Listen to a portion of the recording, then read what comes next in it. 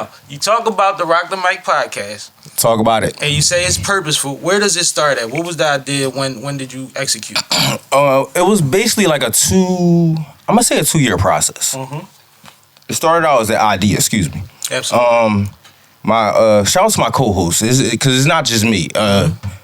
Leak don't speak much. She's the A&R Estate Property.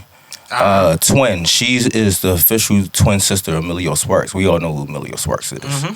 So we all from West Philly, but different parts of West Philly. Right.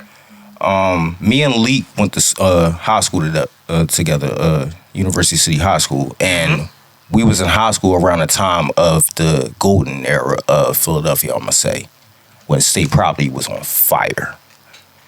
And around the era of state property in D Block, remember that? Mm-hmm. So you had some people that liked it, Jadakiss. You had some people like Beanie Siegel. Right. We was team Beanie Siegel. Shout out to Jadakiss though, one of the greatest rappers of all time. Love Kiss, but I was on Bean's team too. Yeah, I'm around with the prop in the Philly. Exactly. And off topic, Beans is the only person that went against Jadakiss and didn't get embarrassed. Like, shout out to that. That is a stat. That is. We get to that later, but and back to the story. Right. Yeah, me and Leak. It was a big thing. Pause. Excuse my language. It was a huge debate in high school. Who's better, Jadakiss, Beanie Siegel? Mm-hmm. And we just took that a couple years later and made it make sense into a podcast. Mm-hmm. After we graduated from high school, me and Leak went our separate ways and everything. But West Philly's so small, so we'll meet up at parties or out in the street doing our thing and everything, and catch up and everything. But he got real cool with state property. Mm-hmm. And he started being in studio sessions, and that's how he became the A&R State Property. Dope. So he started a state property page, and it started popping. Shout out to Leak, like because the love is there. He's vicious state property boy. Anything he know more about state property than state property, like real rap. So we was talking one day, and I'm like, yo, we gotta link up and do something, but it gotta make sense. I don't know what we gonna do yet, but it gotta make sense. So it's no rush. You know, everything that supposed to happen is gonna happen. It's in God's hands. So you just gotta wait your turn.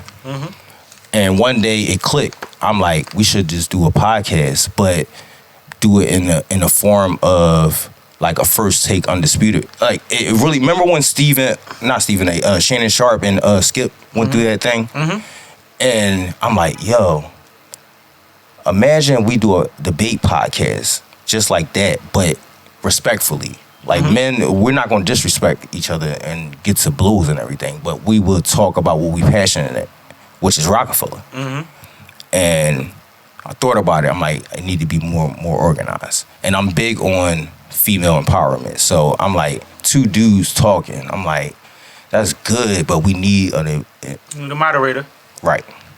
That's where Twin came in. A lot of people don't know Emilio Sparks is a twin. I knew, but I knew. Yeah. You got. If you know, you know. Yeah, people that knew him. Exactly. Right. A lot of people from outside the city. Right. So she has her own story to tell in her own right. Absolutely. Like she's also his manager, his booking agent. She's also a successful party promoter. She got Bluebird down West Philly on lock every Saturday. Dope.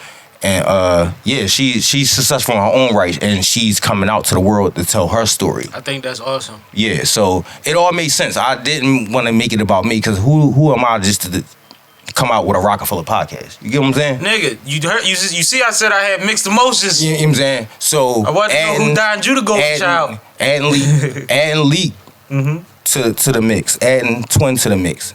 That's official. That's official. It validates it. It's still work to be done though. Hear me out. I'm listening. So we still got to make it make sense. Right. Now we have a cast. We got to make it make sense.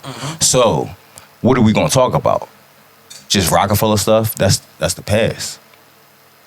But it's a whole. If you really look at it, if you're a real true Rockefeller fan, they run the entertainment game. Anybody that came out of that Rockefeller building is probably a vice president or a president somewhere at Atlantic, Universal, Interscope, I don't know. And that's just music. Fashion, movies, TV. They spawned a lot of careers, not just rap, not just in front of the camera, behind the camera. There's a lot of A&Rs. One of the few female billionaires came out that camp. So, make it make sense. We talk about the past, but also honor the present. Right. So a lot of career span, it's a lot of, like, Philly is state property babies, technically. But what made Rockefeller so popular, what made Jay-Z a made man in the city, is those 7 characters that he helped, him and Dame Dash, become superstars. Because, in our opinion, that's when the Philly DVD wave. Because we seen those brothers do it at a high level, rapping with Jay-Z, having clothing lines and doing everything they did. We said we could do it too. Then people start getting cameras and figuring it out. The talent was always here. It just wasn't the resources. Yeah, and it's funny because you could always find a bunch of rappers, but if one motherfucker had a camera, that footage was gold. Gold, because everybody was there. Gold. Yeah. Because it started out with Big Star. Shout out to Big Star. Shout out. But he wasn't really from the city. Them was VHS tapes. I owned them. He wasn't really from the city. Once Young Bob, Headshots, Touch Money, rap. Shout out Nah. And that shout out Nah, West Philly. a lot of careers, like, look at Meek. Shout out to Meek. Joey J Head. I still say Joey J Head. I think he was the illest back then. I don't think anybody else's delivery was like his. I used to watch Joey transition from verse to verse to verse like 5 times, and it'd be flawless, and nobody would be none the wiser. I'm like, bro, this a whole nother verse. He had it. Like, pause. He still got it. Like, shout out to Hattie. Like, he's charismatic, and he the way he put words together and the way he made simple words mean something. Like, it takes a special person to do that. So shout out to Hattie. Shout out to everybody. Shout out to the whole Philly. But it was Hattie and Vodka for me as far as style and creativity. It was that 1,000 Proof mixtape that was like an album. Right. And it was the shit Hattie used to do in freestyles. And he used to just be like, yo, this is because Vodka was doing it too. Yeah, shout out to Vodka, another one. Shout out Cool. Shout out Vodka, shout out Sheik Raw, Reed Dollars. Actually, Reed Dollars did a 40 for 40 for me. That's coming out in the summertime. Yeah, shout out to Reed. Back to the podcast. So, started linking with former Rockefeller employees, like hearing stories, like positive stories, no negative disgruntled stories. Right. Yeah, but just the stories that you wouldn't hear, that you wouldn't read in the magazine back in the Source or the Double XL and everything. And it really was a machine, like pain in the ass. Pause. If you really know who he is, he's the first voice you hear when Reasonable Doubt come on. Yep. You don't hear Jay-Z voice when Reasonable Doubt. You hear Pain in the Ass voice. He officially did our intro, which I wrote for the RoCTheMic Podcast. So that shows the respect. It's another stamp. Right.